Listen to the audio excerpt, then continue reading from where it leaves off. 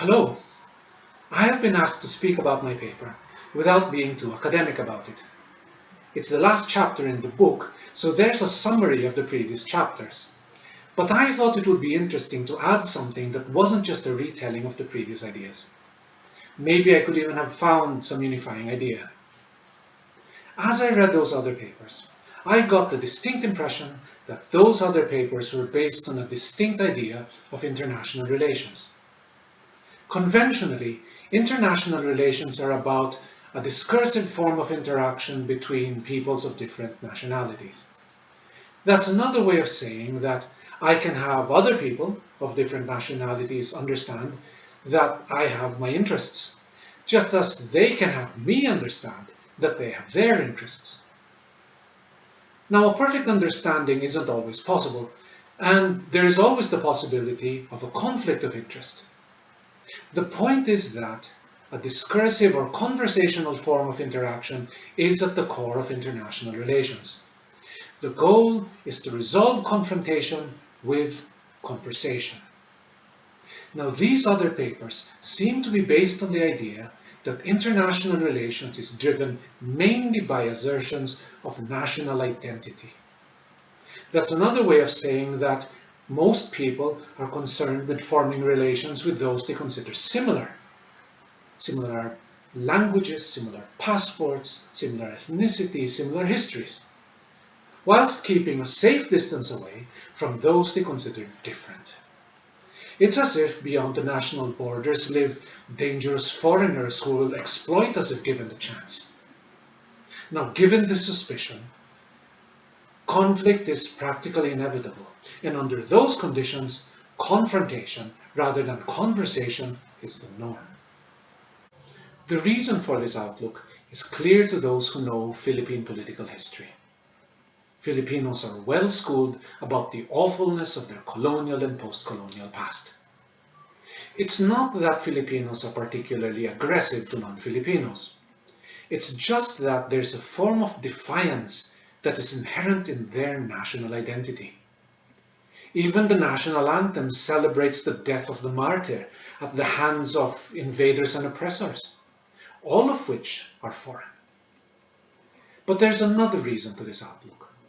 Filipinos think that because a social hierarchy exists in their state, that a similar social hierarchy must exist between states. Most Filipinos accept the reality that their lives are dominated by a wealthy and powerful elite. These same Filipinos are willing to accept the relative weakness of their state, so long as this domination by elite states is not too harsh or obvious.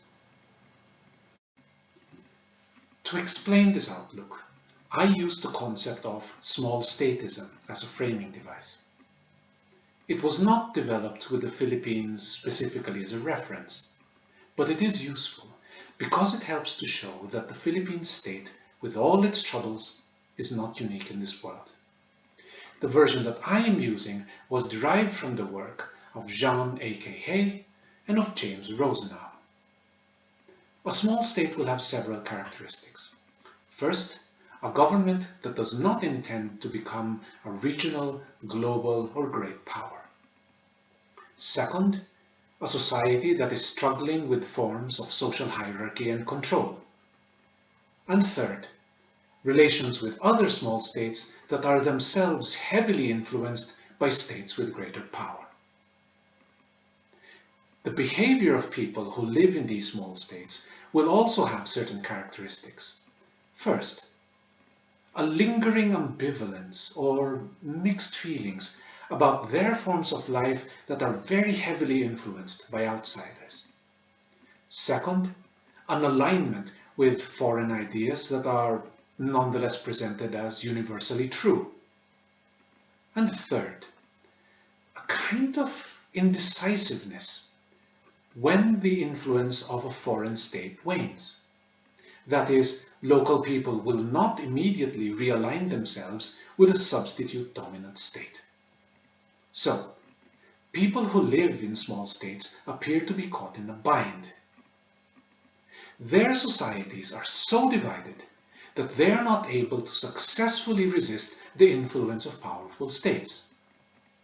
But these divisions have existed for so long and have become so wide that the local people already identify themselves with these divisions. Let me put it differently.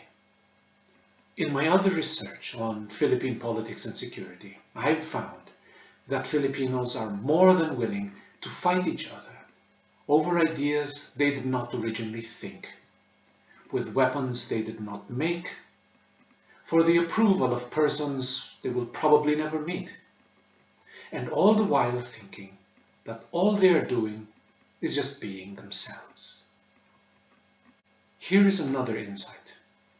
Government officials in small states typically find themselves between foreigners who would want access to the local population and the local population that would like to have the things that foreigners provide.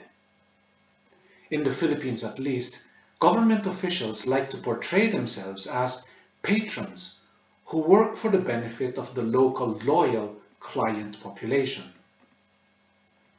A foreigner that was able to set up local operations might not have seen anything except a series of official-looking transactions.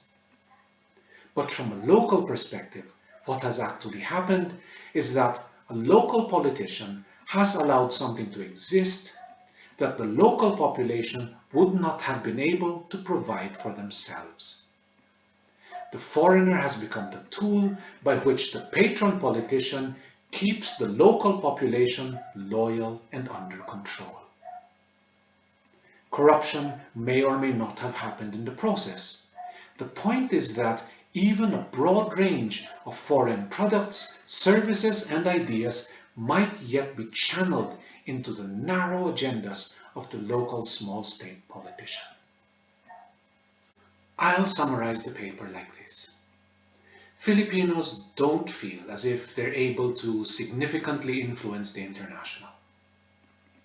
They probably feel that the most they can do is cope with the changes as they occur. But I don't think the smallness of a state is necessarily a problem. That's because the oppression of the small must always be seen with the oppressiveness of the large.